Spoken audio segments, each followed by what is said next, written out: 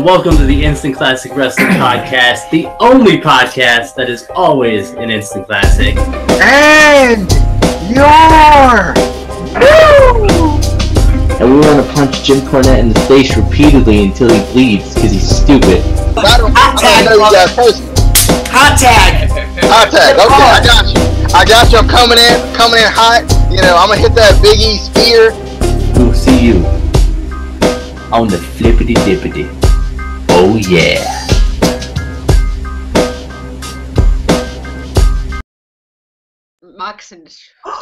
Welcome everybody to the Instant Classic Wrestling Podcast, the only podcast that is always an Instant Classic, and we're here on the flippity dippity. DJ didn't want me to say it.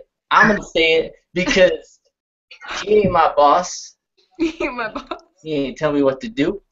But we got some guests today that actually exist. It's me actually. I'm exist. I mean, and DJ, but we don't care about him. But yeah, we got some guests. Ladies, would you like to introduce yourselves? Yeah, go for it. So we are from the Dirty Deetz with Amy and Mylie. That's Amy. What's up? I'm Miley. All right.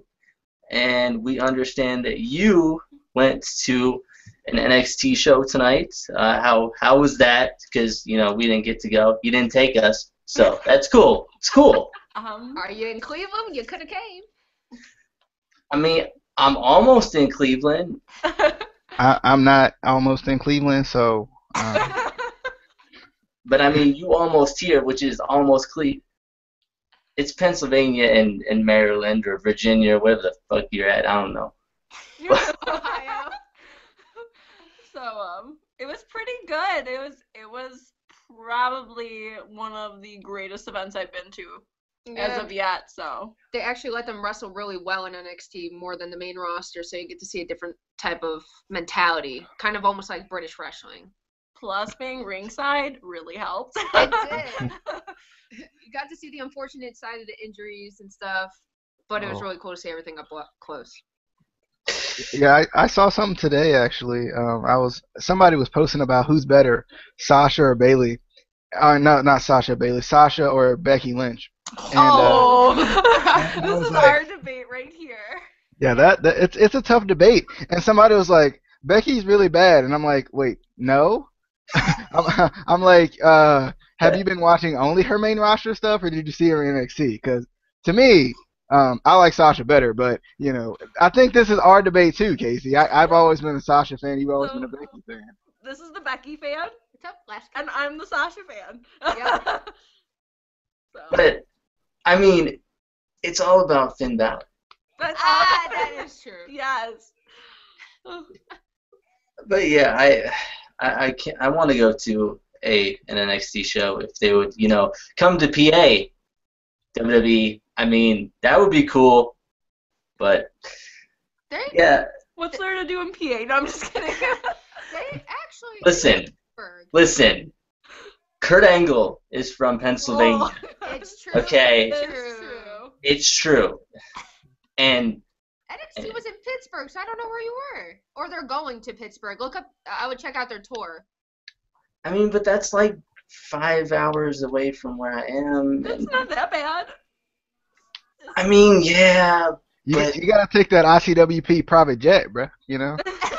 I mean, yeah, but I gotta get it fueled up, and fuel costs right now. They down for cars, but for jets, it's we don't have a private jet. He lying. We were gonna get one. We looked at prices, and they're expensive. They are expensive, like more than $20. I was betting on like $20, $25 the highest, and they are in the millions for some of them. I mean, but anyway, let's get into this. We're talking about NXT for this past week, which would have been 3-2, I think. Yeah. Yeah. Wednesday. Pretty good show. I enjoyed it. DJ enjoyed it for reasons that we'll get into in a little bit. But So we opened up with the Vaudevillians versus Hugo Knox and Tucker Knight. I don't know if you, DJ, or you ladies feel the past couple of Vaudevillains matches, I feel like have been really Simon Gotch heavy. I feel like they're trying to give him a push, and I hope so because I like him. But Hugo Knox, he's my boy officially. You gotta be a real man to wear that color purple with polka dots. Yes. That man.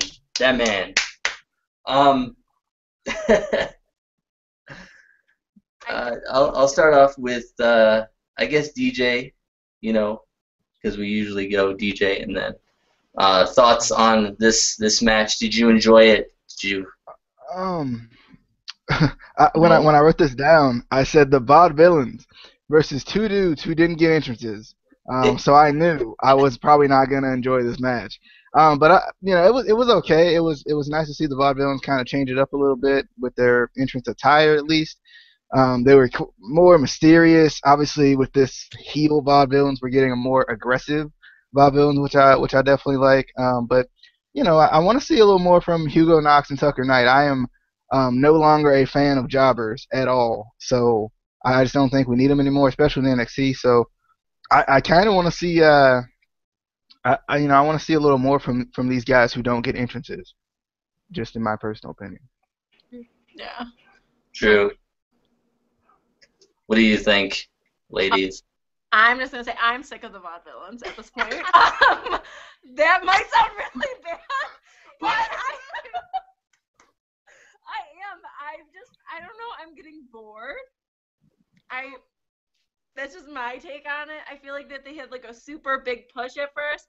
Maybe with them turning heel, I know, we saw a little bit of it on Wednesday. We saw a little bit of it more tonight, and it made me more interested in them. But the only problem is they're focusing on one vaudevillain, not the both. And NXT, the match on last Wednesday was literally a 4-minute match, which had mainly focused on one vaudevillain. So I don't know if they're trying to pull something here where they take him into a singles run. Who knows? We see factions fall apart all the time. Tag teams fall apart all the time, and maybe that's what they're doing here. They're testing the grounds to see, can they make it on their own? Because after a while, certain aspects of it does get boring if you have the same characters playing the same characters all the time. Yeah. They definitely had more of a heel aspect, though, tonight. So that they're going with that, maybe to see if it's a last-ditch effort. It looked like it did good on Wednesday with them turning more of a heel. And, I can definitely see them trying that going forward. Yeah, I like them, but I could see them doing a singles run. I think they weren't sure too much about Simon Gotch because he is of the two of them, he's newer. When he debuted, that's when the Vaudevillains started. Aiden English was already there, so he was kind of already a little bit established with the fans and everything. But I love the Vaudevillains, but it's always good to change things up, I guess. Except with John Cena, because I'm sorry, no John Cena rants. I'm sorry, I'm not going to do it. You can do a John Cena rant. We won't discriminate. No judging. Okay. We're going to pause for a second. Thoughts on John Cena? Honest thoughts on John Cena. Go. I can't stand John Cena. He's boring. He's overused, and he's not the star anymore. He's getting old. He's past his prime. They need to get rid of him at this point. There's other young superstars out there that would do so much better being pushed in the lead, and I'm not talking Roman Reigns. She's mainly talking Seth Rollins. Let's put that out there right now. But John Cena, they're not going to remove him from his character because he does so much with Make-A-Wish, and that's kind of getting old. This whole USA thing that they were pushing with Rusev, that was getting old. They need to find something better for him. Whether it's putting guys over like Kevin Owens, great. I'm good for it. Don't strap a title on him, though. He doesn't need it. He doesn't. He's a corporate monkey at this point. Let me just throw that out there. Corporate monkey. Yeah. He's getting injured too easily now, too. It's time to retire. Yep. Get out the door, just like Daniel Bryan. I'm sorry. I like these two. We can keep them. they can be regular guests on the Instant Classic Wrestling podcast. DJ, would you like to add any thoughts to that? You know, I'm not like an avid John Cena hater or anything, but you know, obviously, like it's taken me a little bit to see like why people hate John Cena. And don't get me wrong, I sympathize with it. I do, but you know, I don't know. I don't know. I'm in the minority here because I'm not like, oh God, light him on fire. You know, I'm not like, tear him limb from limb. But you know, I definitely. I mean, there's still room for him. But you know, I agree. He has kind of ran his course. I kind of wish they would do something with him if they're gonna keep him around. Do something new with him. I would like to see it. You know. I mean, I got my own towel, so I'm obvious. Your fake towel that you drew on. Obviously, no. I made that because I was being John Cena for Halloween, so I just had to throw something together. Oh gosh. All right. We're gonna move on. And we go to just a sad segment of the show. Poor Alex Perez. You know, he had to deal with Emma's partner, and I'm sorry, I hate Dana Brooke with a passion. I'm sorry. Hate her so much. I'm sorry. But Right to the heart. But you know, Emma was there, so that's good. You know, I like heel Emma. You know, I love her. She's good. Just oh God. Any thoughts on this segment, this interview? I didn't even really pay attention to it because Dana was there. I can't do it. I can't. Why? Terrible. Dana's amazing. I agree. I'm surprised he actually said her name. He only said her name so you guys wouldn't get confused because Casey has been calling her Emma's partner for so long now. He's not a fan of bodybuilders who turn into wrestlers at all. At all. It's funny. Some of his good friends that we had on the show, at least one of them was a bodybuilder turned into a wrestler, and we had that discussion. But I love Dana Brooke. She's grown on me since she came in. I was excited when she came in, but I knew she had a lot of work to do. But I'm all for giving Dana Brooke a chance. We'll get to another NXT female that Casey's not fond of later. Oh God. Okay, the other one that we'll get to later legitimately can't wrestle. She even got special training, and she still can't wrestle. I'm not even gonna say anything. Because we went on a hated rant about this person, and then we went to the show tonight and we cheered for them for some reason because we couldn't stop. The whole drive there, we were like, oh, this person sucks. And then we got there and we were like, yes. I don't know what happened. It was between her and Mandy. That's what happened.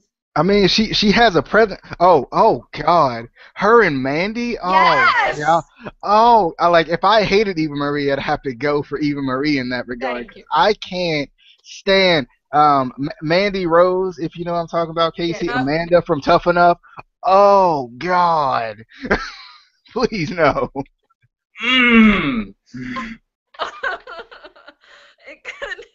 We just couldn't stop ourselves. It was just so bad. Why are you signing these people? Why? Because we're good people to side with. Yes, we're great people to side with. Come on now. But anyway, we're gonna move on because I need to get that out of my head.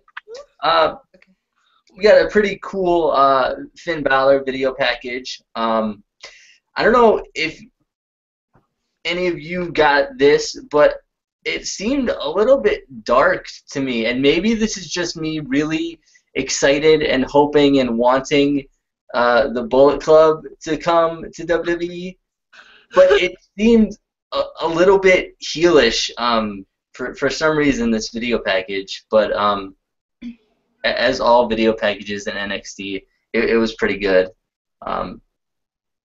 Any thoughts, DJ? Or Yeah, I definitely agree. It did feel a little darker, and yeah, I share the excitement about the Balor Club, Bulletproof, whatever they're gonna call themselves. The Vince McMahon Kiss My No, might be that club, but I don't know. It did kind of feel a little dark to me. I'm excited though. I want to see what they're gonna do, because I mean I don't think they even know what they want to do with this whole Bullet Club idea or anything. Do you want to touch base on this, or do you want me to just rant? Honestly, it does seem a little dark and heelish. I don't know how they're going to do that with Finn Balor being such a fan favorite. But the Bull Club is coming from what I can see, and Finn alluded to it tonight a lot, doing this whole like little gunshot thing. And then the Bulletproof Balor Club is what you were hinting at for the shirt and what he's calling him. It's a group now. It'll be tough to see if they take Finn heel. Be an interesting turn. I would love to see a heel Finn again. I'm just throwing it out there. I mean, I saw tonight, even like on the ramp, just like I was just looking at him. It was like the angle they shot it from.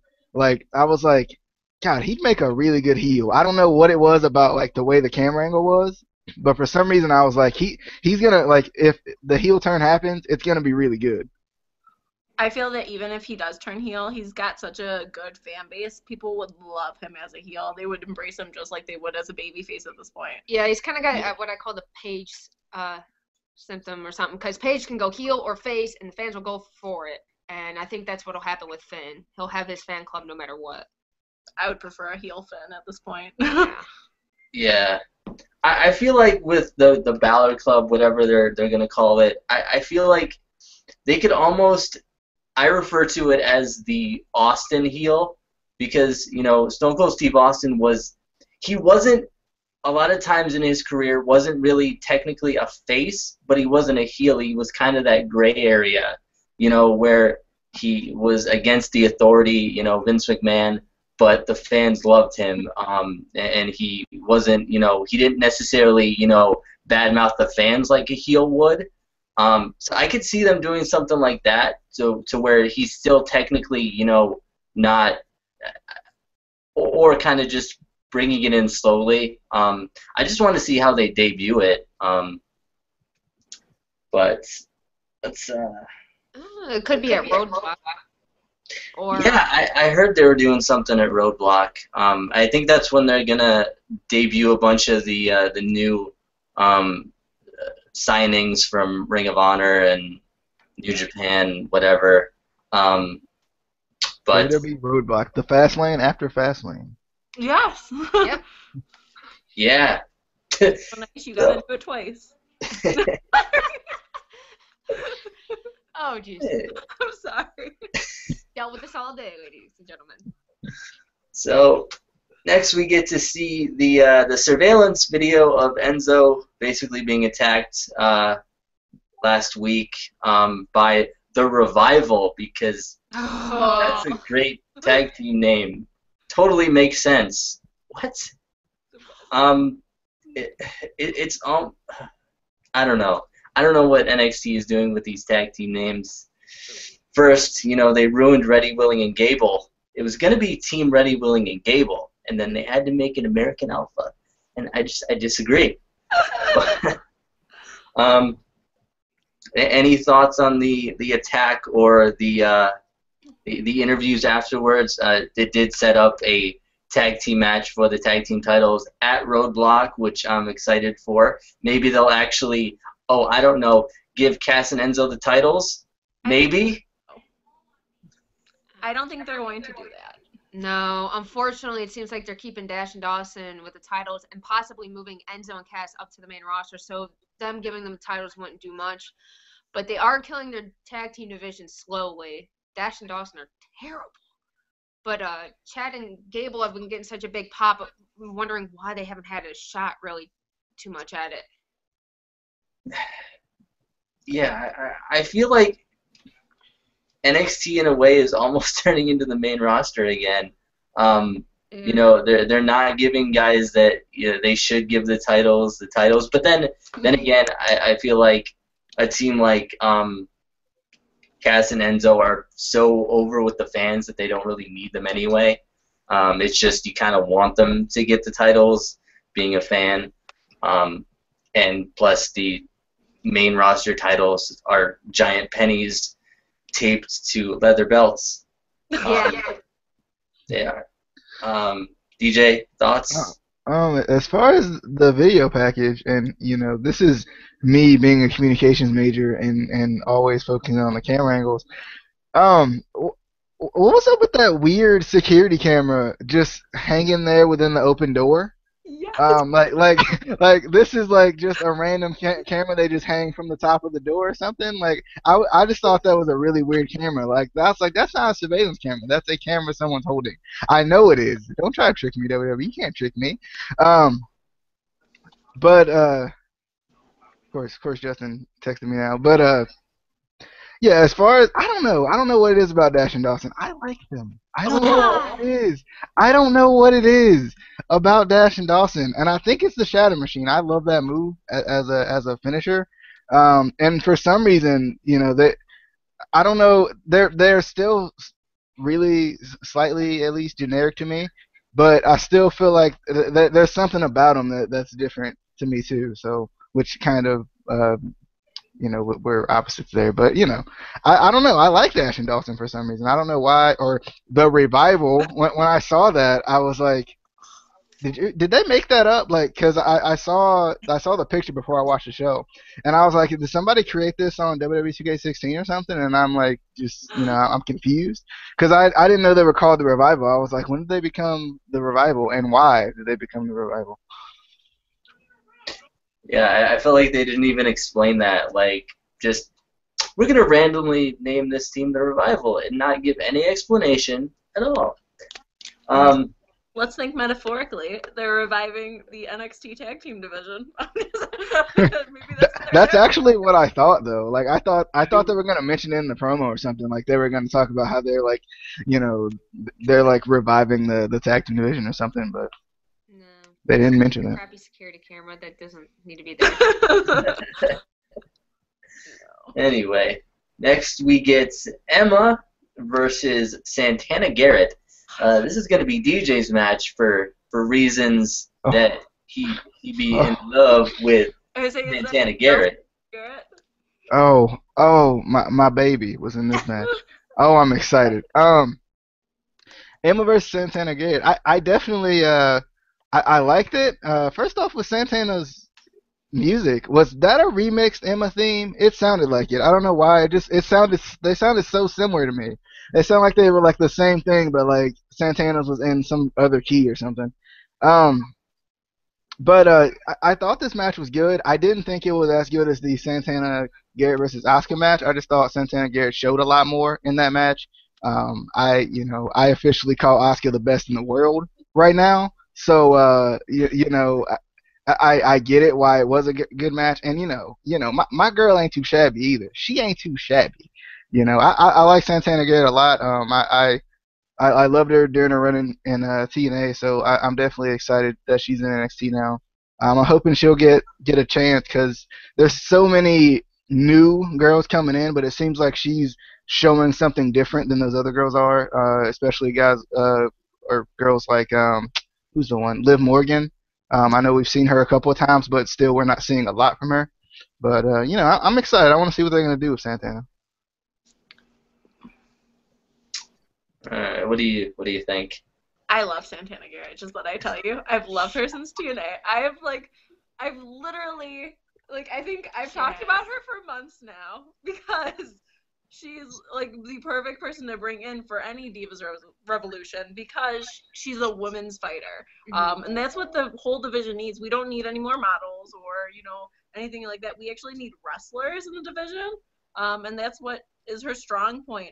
Her TNA matches were ridiculous, and I want to see her bring that energy and that force that she did in TNA to WWE, and I think they're kind of holding her back with some of her matches, like this one versus Emma. We love Emma, but is Emma a real good wrestler? Probably not the best, like the Asuka fight. So yeah. Well, her and Asuka both have wrestling strength. Asuka in Japan was ridiculously powerful and technical, and that's where they're coming into problems. These females are not on the same level. They can have some great matches, like Sasha and Bailey. Holy crap, amazing! And Asuka and Santana was great. but the models and everything else are not on the same level as the actual wrestlers of WWE or NXT or TNA, wherever they're coming from. But Asuka's a little deadly one. She took out both Dana and Emma with injuries. Tonight was Emma for, I think it was a almost roundhouse-like kick to the jaw, knocked her out, could barely walk by herself at NXT Cleveland. And then Asuka did some reverse hit to hit Dana in the chest and upper shoulder to injure her. Do y'all feel like they're gonna do something with Asuka, because she is really stiff as a wrestler because she came from Japan?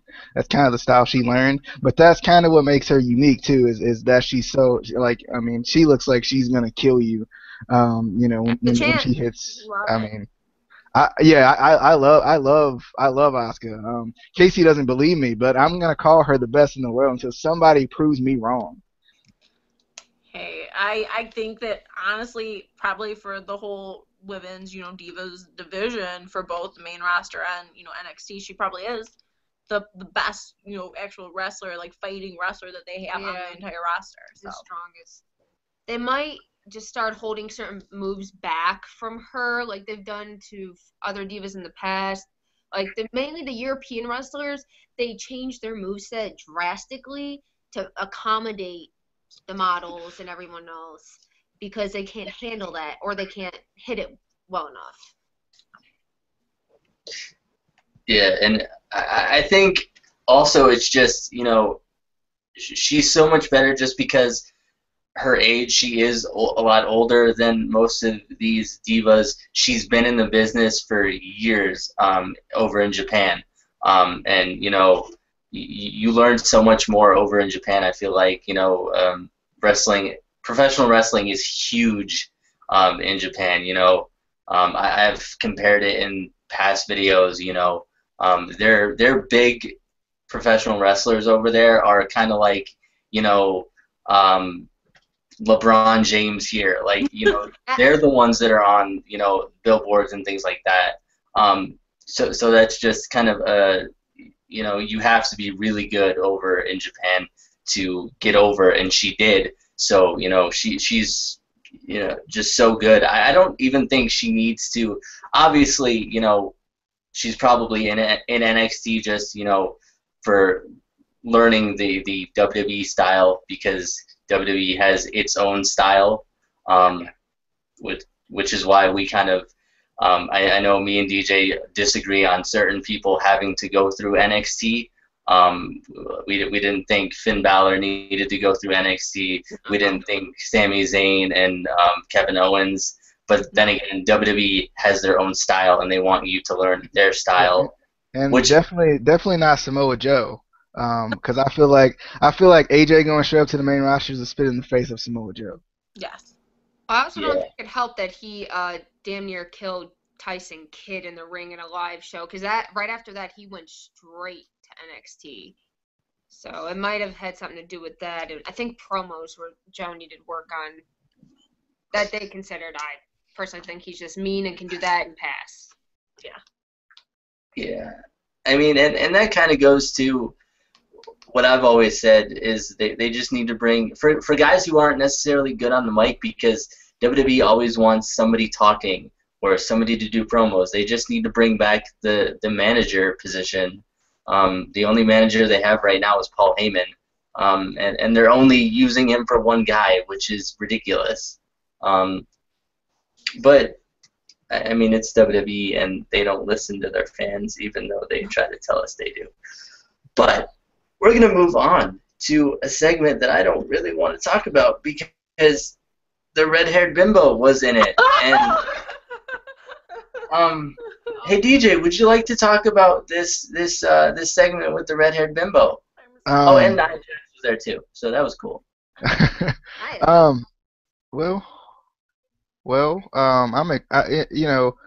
This basically just set up a tag team match between Nia Jax and Eva Marie versus Bayley and Asuka, which should be pretty good. I don't know. I'm trying my best to give Eva Marie a chance because I'm always a second chance type of a person, I guess. I love Nia Jax. I think she has a presence about her. she's a huge lady, as I said before. She really is. She is massive, and she has a presence about her that I really like. Obviously Bailey and Asuka will find a way to work together very well. I'm just excited for the match more than I was excited for the segment. I think Eva, she has a presence about her, but it's not to the point of Nia Jax. It's not like she has like a presence of being a star there. She just doesn't have the oral skills, if I say. I But do you ladies have any thoughts on this? Since Casey is, I'm gonna let him marinate a little bit over there. I think Eva's just has like a presence. Everybody hates her, but you can't help but to just be drawn to her slightly because she's fun to not like at this point. People literally get off on booing her at this point. And they're not realize any reaction to WWE is a great thing. So they're just going to have her run as a heel as long as they need to and hopefully continue to improve. She actually was not that bad live tonight. Best wrestling I've seen out of her yet. Better than when she first came and couldn't even do an arm drag to save her life. I'm curious. I told Casey about this. Do you guys feel like because I feel like Nia Jax being there is good for her. Do you guys feel like, especially even if she was to go in the main roster with Nia Jax as a unit, do you guys feel like, especially if they did like tag team matches or something like that, that Nia Jax should do all the work? Eva Marie comes in, takes the pin, does a move here and there, build that heel heat, just stir that pot even more. And continue to even get that heel heat, like, even more that, like, oh, she really can't wrestle. She's really not that good. She's using Nia Jax for everything. Do you guys feel like that would be a good idea? Yes. Yeah, it'd be better suited for her, for sure. Nia's just got a powerful presence, and we saw it tonight. She throws you, you're gone. You can be in another state. Nia Jax is a force, and that makes Eva a force behind her. She's a force with her. Right. She's almost like a manager to Nia Jax. Yeah, I can see her kind of, flowing more into that. But, we saw it, in all of their matches thus far. Nia carries everything. She's the muscle behind it.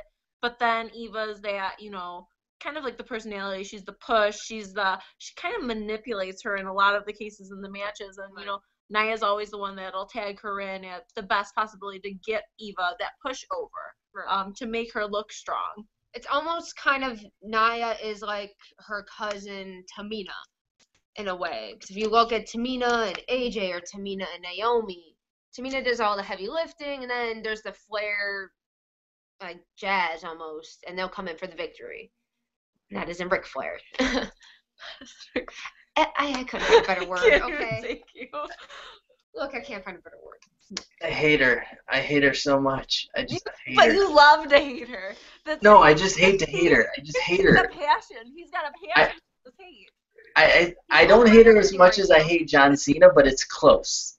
For me, it's because I was introduced to her through Total Divas, and I think just that, oh my God. That killed it right there. Yeah. So I feel like if she wasn't on Total Divas before, I would hate her just as a heel, but right now I hate her as a person because I know her personality outside the ring. So they got to put her on Breaking Ground. She'll grow on you, i.e. Dana Brooke.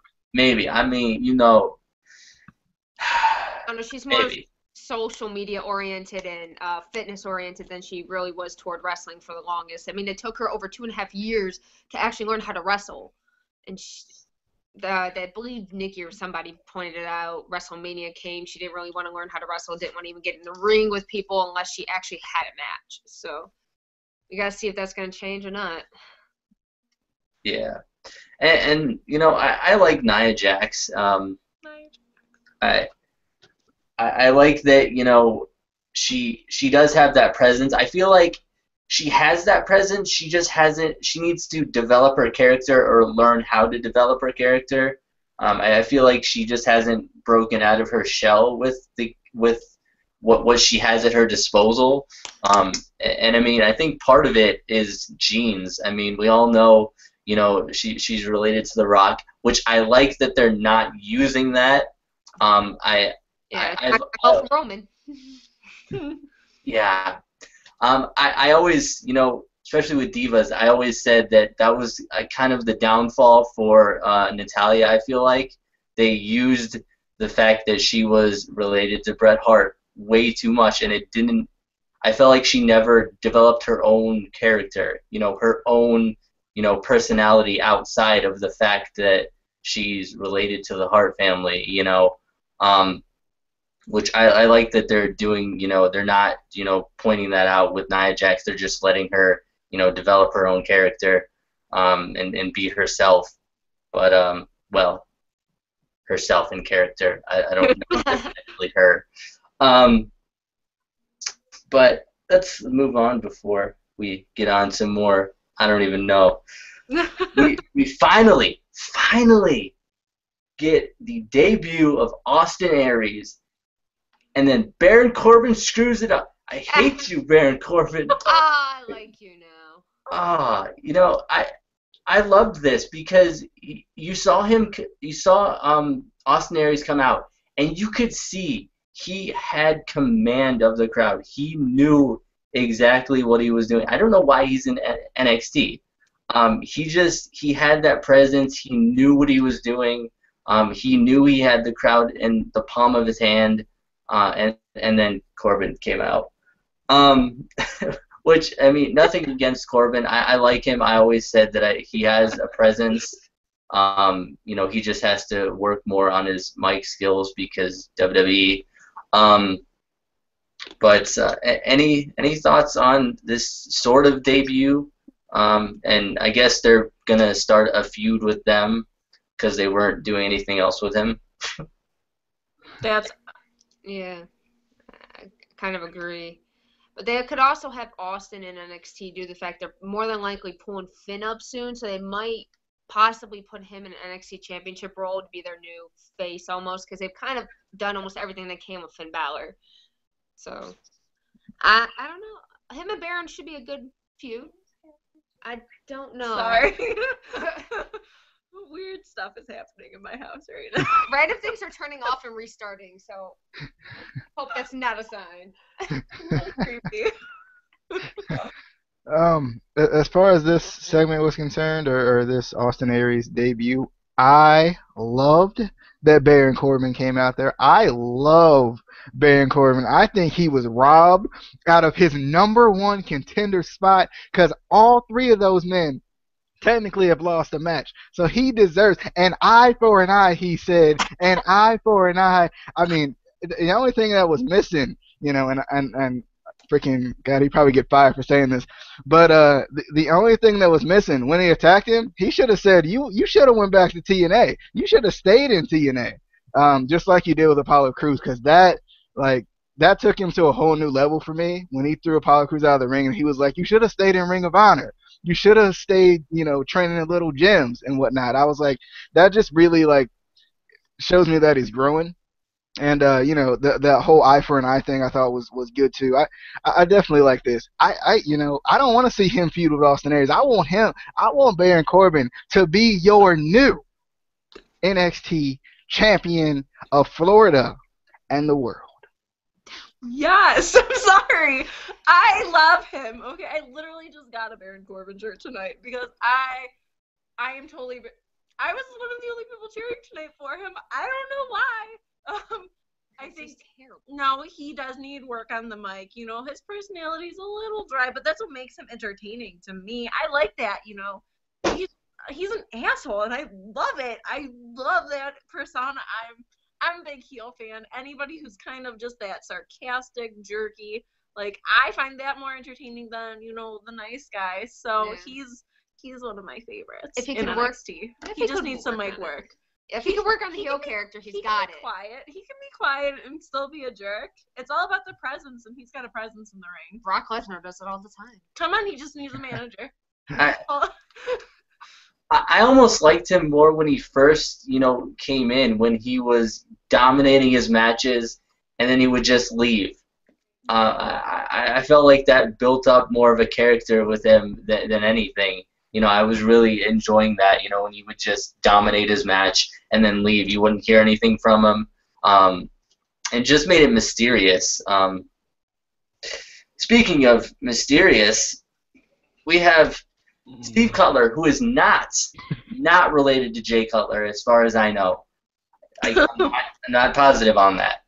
Versus Elias Sampson, the Drifter, who we still have no more information about character-wise. He's there. Yeah.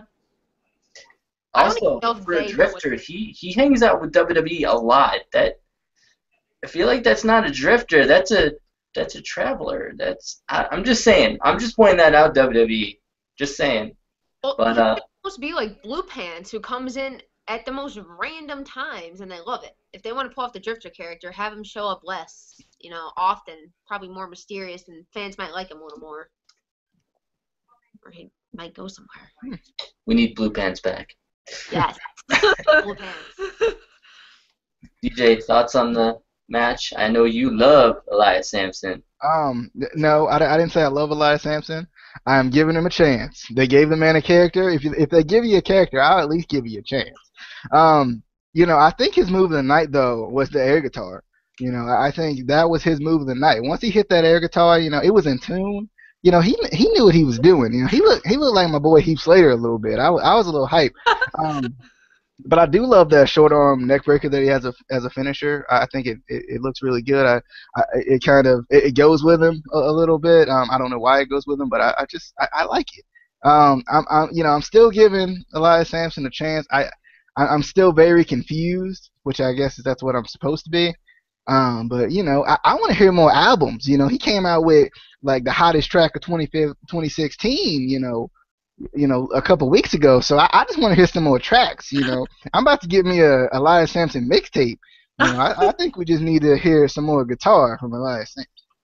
I mean, but it's going to be the same song over and over because that's the only song he knows, and it's flat. It's flat too. He can't even tune his own guitar. I'm just saying. They gotta spice it up a little before it dies, before it can ever take off. That's the problem with WWE. They don't spice things up and they die off, and then they're like, I don't know why this didn't work, and I'm like, because you didn't do anything with it. And then they're like, let's completely reset it and try it again. Let's do the exact same thing, change it slightly.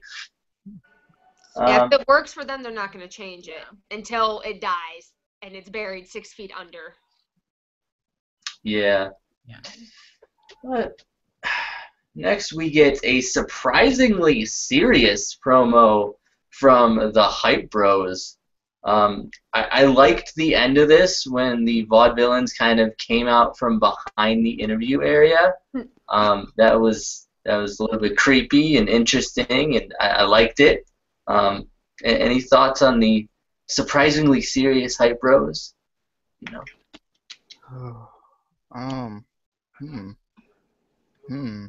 don't know. I don't like the serious Hype Bros. I like Mojo Rawley not getting hype but staying hype. He gets me hype every time he says that. I might just start waking up in the morning saying I ain't hype, I stay hype, and just go run out the house or something. I don't know. I like it. It is different. But I'm still hoping that we still get that that same good old Hype Bros. Mojo Rawley reminds me a little bit of Ultimate Warrior, especially as hype as he is. I guess like he reminds me of like a modern day Ultimate Warrior a little bit. Like he just gets into his I guess himself because Ultimate Warrior he kind of got into his own character probably a little more than he needed to. But yeah, I also like that the Vaudevillians were hiding out. It was weird, but usually we would see them attack, or we would see somebody like attack if they were hiding out like that. But they just kind of, they're just playing the waiting game, which I think, plays to that mysterious vibe that the Vaudevillians already give off. Yeah, it almost works for them in a mysterious way. They just don't even need to say anything. Their actions have just spoke for them. Yeah, and just the way that they kind of looked at each other, without them even saying anything, you knew, you kind of got an idea of what, they're planning something. But I liked it. But before we get to the main event, I have an issue with this show. I'm sure DJ will not agree with me because I know what it was. I know what it was. They didn't insert any Eli Drake. Is that what it was? Wrong company. Oh, good point though. I mean, they should have. I think they could do it. No, what they need to do, they need to get Grado in NXT, and then they have Odarg in TNA. That's what. But no, anyway, where was my girl Alexa Bliss? Where? I love Alexa Bliss. We both. Where's she at though? Hometown. She was blissed off somewhere. I mean, I'll take Buddy Murphy. I'll take him out. I love Alexa Bliss, and I will take him out. I don't care if they're really dating. I don't. But anyway, I'm gonna calm down a little bit because how do you have an NXT without Alexa Bliss? I don't understand. Well, we saw her tonight, so I'm sorry. That's what it was. She was at home. She was in her home state. I mean, she's not home because home with me in my heart. But anyway. Got a Neville video package, an Adrian Neville video package. WWE, he has a first name. Took it away from him. How dare you? Gravity forgot. They forgot his last name. It's lost in Gravity somewhere. Gravity forgot. WWE forgot who he was, because I haven't seen him. Somebody was talking about how Neville's been on Raw and SmackDown. I was like, when? I haven't seen him in ages. The 8-man tag matches with Dolph, the Lucha Dragon, Ryback, stuff like that. That's mainly what they've been using him as. Misusing him, shall I say. No. Correction, it's Ryberg. Ryberg. Yes. My bad. Sorry. But our main event is the Adrian Neville versus Finn Balor to, I guess, see who is the best NXT champion of all time. I kind of didn't like this match because I felt like they should have waited until Seth Rollins was. Yes. I'm just saying, and I guess Bo Dallas, if you will. No. They should have waited for Big E. That's what they should have waited for. He's the greatest of all time, darn it. Power of positivity. I don't care if he clapping because he's doing the power of positivity or if he clapping because he got all that powder on his hands and he didn't know how to get it off. It don't matter. It don't matter. Big E is the greatest. I ain't even going to grab the belt because I'll probably drop it. He is the greatest NXT champion of all time. See, false. Finn, in my opinion. Now, go ahead with your... Seth Rollins is the greatest champion overall, everywhere. Actually, I think it's Neville. Personally, I was joking about Big E, but I think it's Neville. No, it's Seth. Seth set the bar. Just letting you know, no one's going to win this argument with her. I still haven't. I have loved ROH Seth, him in NXT, the FCW shows. CZW. I think that WWE has misused him over the past, year or so. But him in NXT was phenomenal. He is the greatest champion of all time in NXT. He set that bar, and I don't think anybody is ever going to reach the potential he had in NXT. While we're talking about Seth Rollins, wouldn't you agree to, and this is just my personal opinion, that Seth Rollins is the new Mr. Pay-Per-View? I mean, he goes out and puts on good matches regardless. In my personal opinion, no matter who he's with. I will admit that the curb stomp into the RKO was the greatest thing I've ever seen in my life, ever. That's the greatest reversal I've seen ever. It was insane. It was so high. I personally miss Ring of Honor, Tyler Black. Yes. But I don't know. I feel like everyone's, as much as we love NXT, everyone's still better in, Ring of Honor and CZW, whatever. Just because even in NXT, they water you down from what you were doing in the indies. And again, it's not their fault. WWE just wants safety. They don't want people, getting unnecessary injuries because half of their roster is out. That's more than half. It's 3/4 of their roster's injured. I was giving them the benefit of the doubt. 3 people just got injured tonight in 2 separate live events.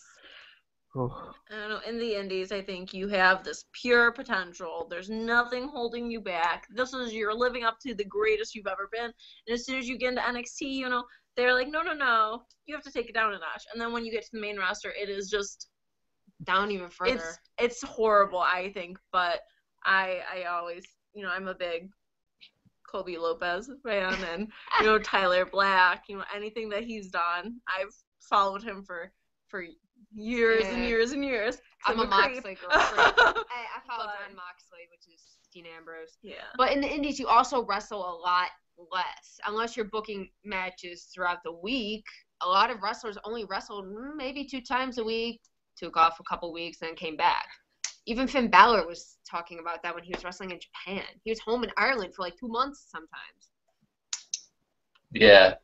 And I mean, it's so much harder in the Indies. You have to, most of the guys have to book their own matches. They don't have, WWE isn't booking their matches. WWE isn't setting up everything. They have to, especially lower in the Indies, you have to try to get shows. You have to go to shows and, give out your DVD or whatever.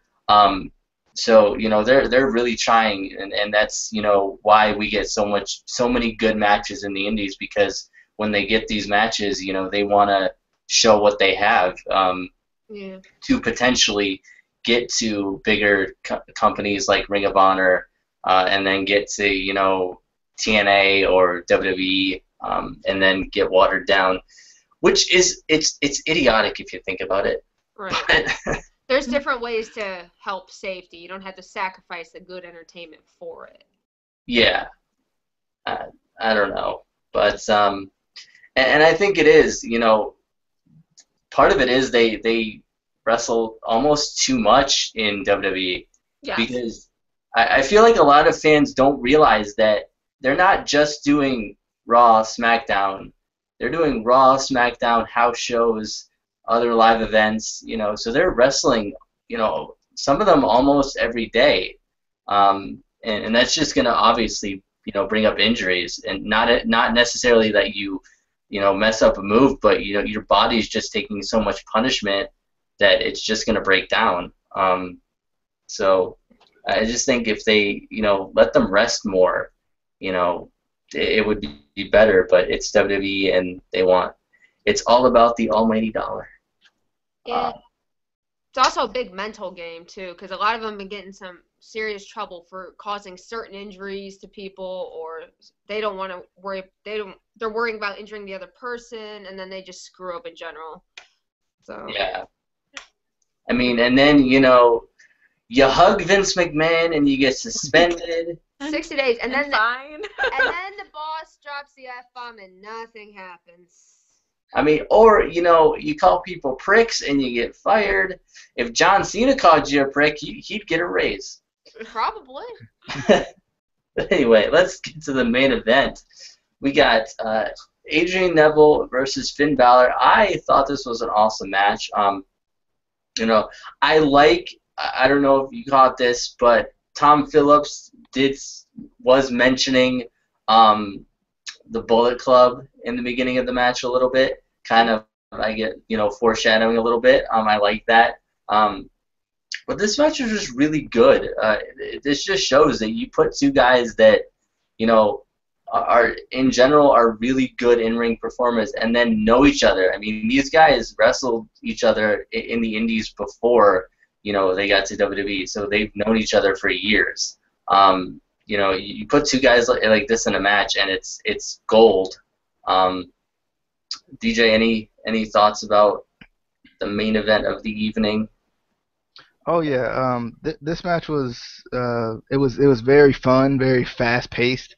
Especially like a lot of times you say matches, especially like the main events with most of the guys in NXT are fast, but it takes them a while to get going. But this match, it didn't even feel like it took a while to get going. It just felt like it was A little bit into it, it was already fast-paced. The bumps, that they were taking this match were crazy. I love that deadlift German that Neville does. Oh my God, I love that move. Also love the German reversal that Neville did as Balor was trying to chase him down. I was like, that was a nice little reversal there. There were so many mood swings by me in this match. Every like I didn't know who to cheer for because Neville's my boy, but you got a little Finn as well, and Finn's going to the coup de grace for the coup de grace. I'm like, coup de grace! Oh God, he got hit with a kick. So like there was so many like mood swings, in this match, but. As far as Finn ended up winning with the kind of the DDT, lifting DDT, I just hope they don't undersell the coup de grace with this new move because maybe he needs a little extra to finish people off, but don't act like the coup de grace can't finish people off as well. I just feel like sometimes they undersell it, especially with the debut of this new move, but. I thought this match was phenomenal, and where is this Neville on the main roster? Where is he? Because I haven't seen him. Well, they don't use him. That's why. Main roster has stifled Adrian Neville. Yeah, honestly, I think he got brought up a little too fast. Neville was an accomplished NXT star, 2-time tag champ, longest reigning, still current NXT champion. But honestly, just put him up too fast. He was doing great, and then they just died on the main roster. You don't get to see that too often. I think he could be a good Intercontinental champion, U.S. champion, mid-card guy if they give him a shot. Heck, put him against Kalisto. He's almost like a luchador anyways at the height and his high-flying ability. It was a great match, though. Very action-packed. And Finn's move was one of his finishers from Japan that he used. That's what they're executing now. I think that when we started the match, we all knew who was going to win. There was no shock there. We all knew, Finn would come out victorious. They're trying to set him up as he's going to be the longest reigning NXT champion. And they kind of set that up with that match, but with his win against Neville. But I think it was really fast-paced. I actually really enjoyed the match. I was super into it the whole time. I was definitely screaming at my TV. I hear you. I'm very, passionate about my cheering. Very much so. Just avoid her and remotes, put it that way. Yes. But I just think I love the pace of it. I don't think there was no boring spot in it. The moveset was pretty fluid and right on, I think, throughout the whole match too. I think, they balance each other out. You can see the in-ring chemistry, and I think that was something nice to see. And that's something that a lot of people are missing. I think that's why a lot of people don't like certain matches with people, because some of these guys have known each other for about 10 years, wrestled each other, and then these people are just meeting for the first time, and that's something that's got to be worked on. Yeah, I feel like it was just really good to see, Adrian Neville actually get a match, and a match that they gave a pretty good amount of time to. It almost, for WWE standards, seemed like a really long match.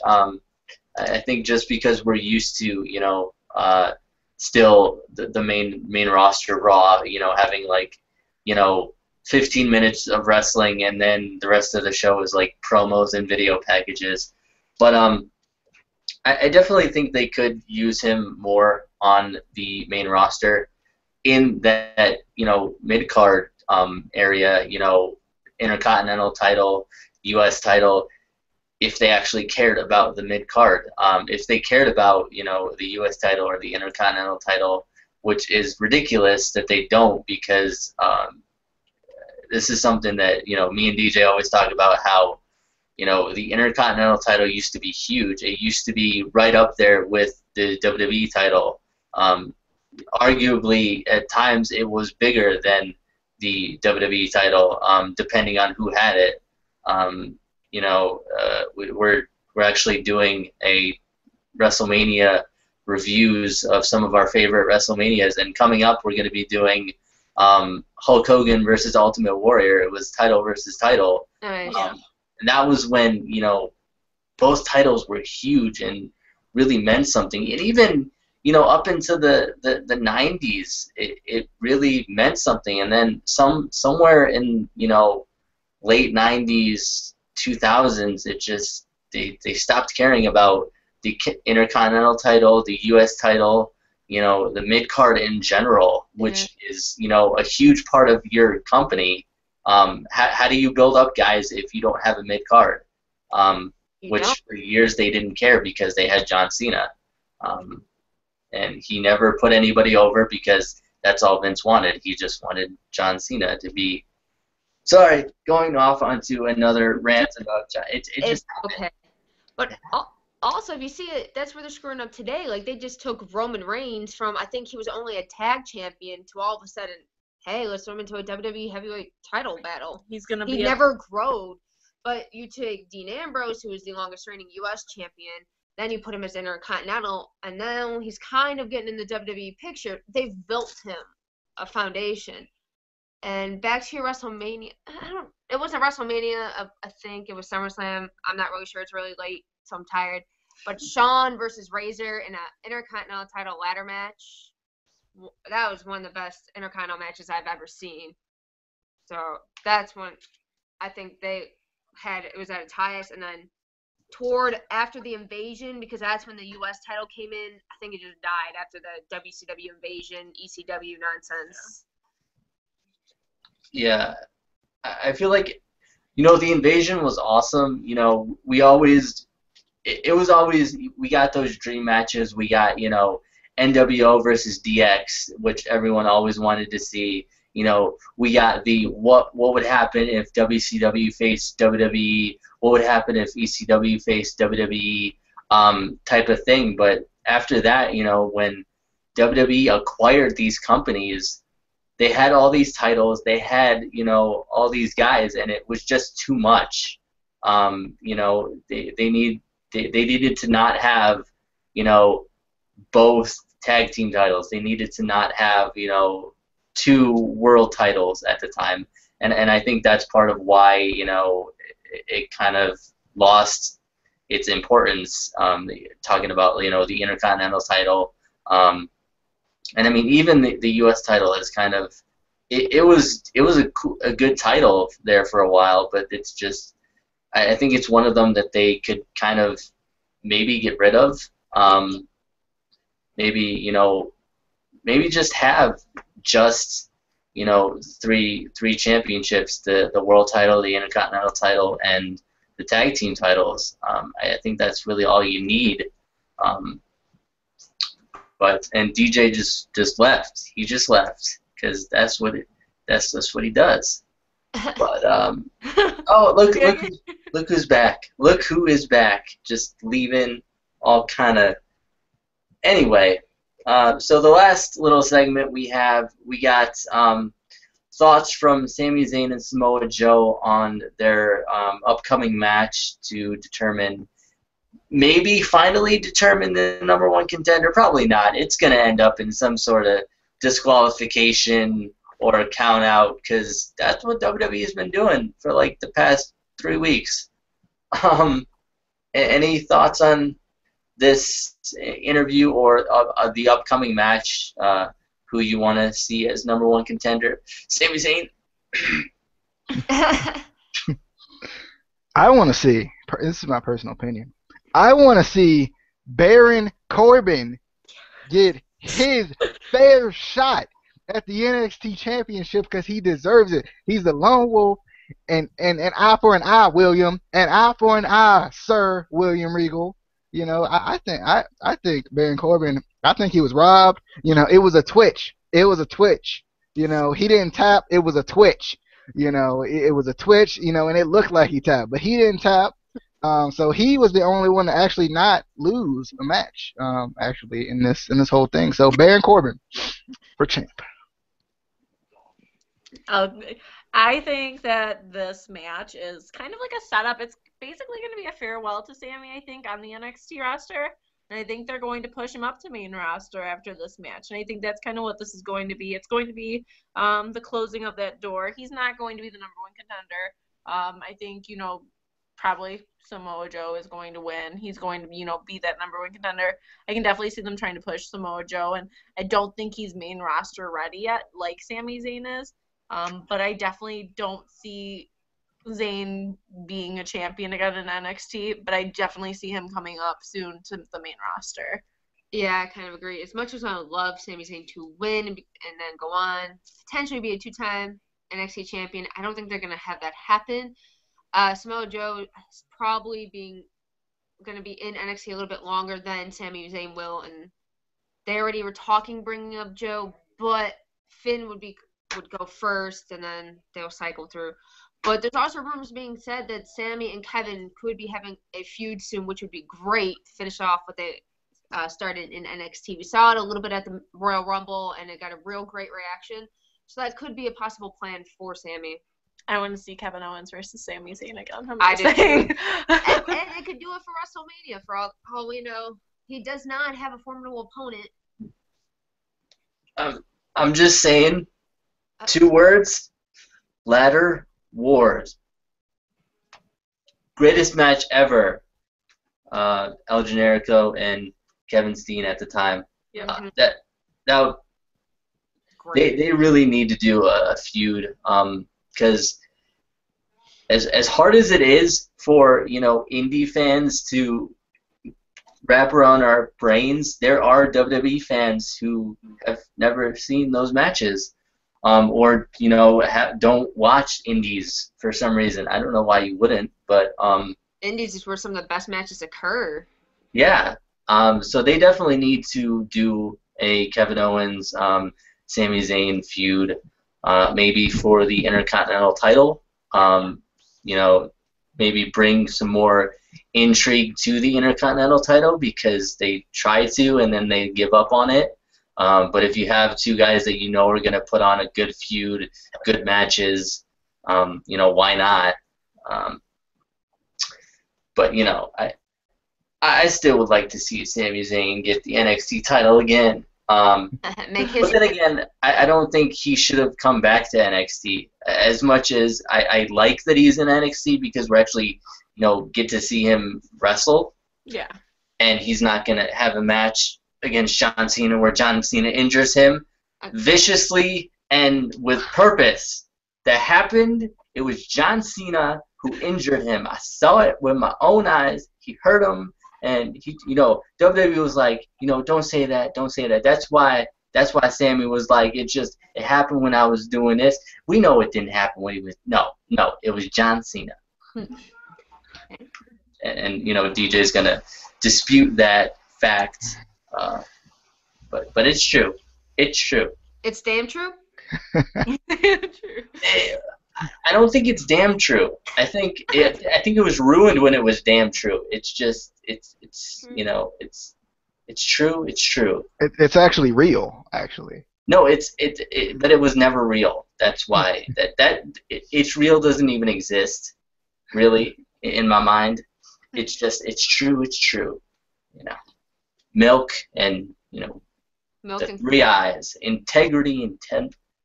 Anyway. It brought me back there a minute thinking about the TNA, but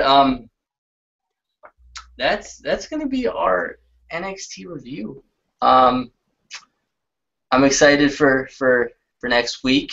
Maybe next time some people go to NXT shows, they'll bring us. Just saying. Hey, if you're in Cleveland, feel free to come. Yeah. We met a whole bunch of people off of our Twitter blog at the event, so come on down. Cool. I was stalking people and taking pictures of them while I was in line. She was. But if you ever come to an NXT event in Cleveland, do not wear moccasins with no socks. In March. I'm just going to throw that out there. Your feet will be cold. Or almost frostbite in Miley's case. Just saying.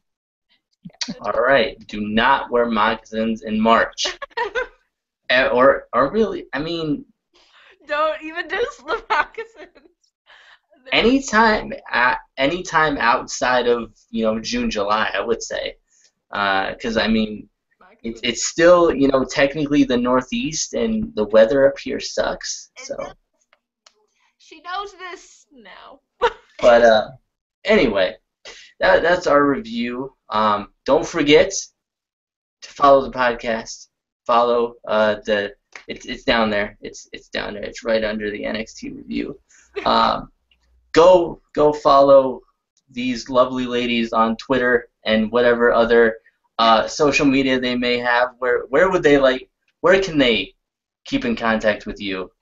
We have our main Twitter, which is our one that we have together, which is DD with Amy and Mylie. DD underscore. Yeah.